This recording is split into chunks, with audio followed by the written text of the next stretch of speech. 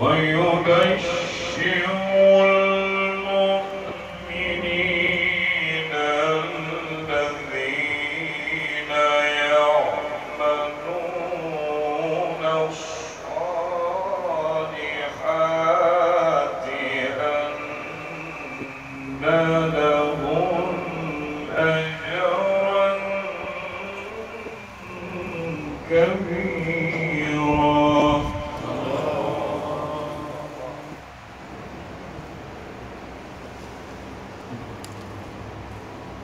وأن الذين لا يؤمنون بالآخرة أعتدنا لهم عذابا أليما.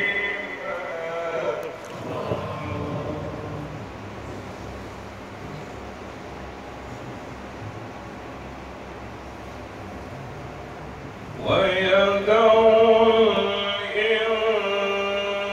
الإنسان بالشر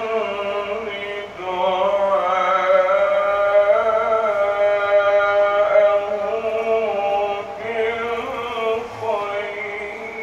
وكان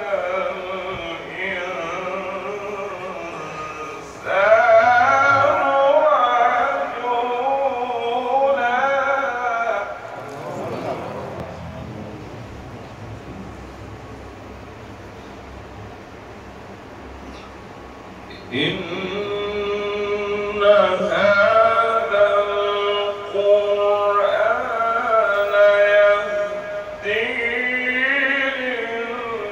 للتي هي أقوم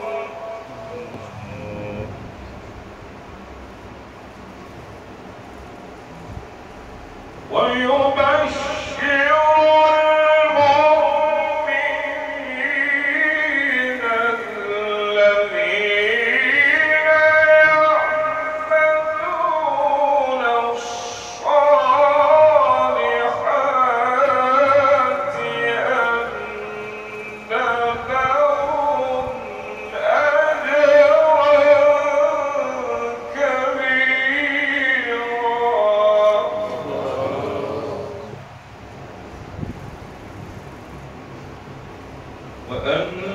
وأن الذين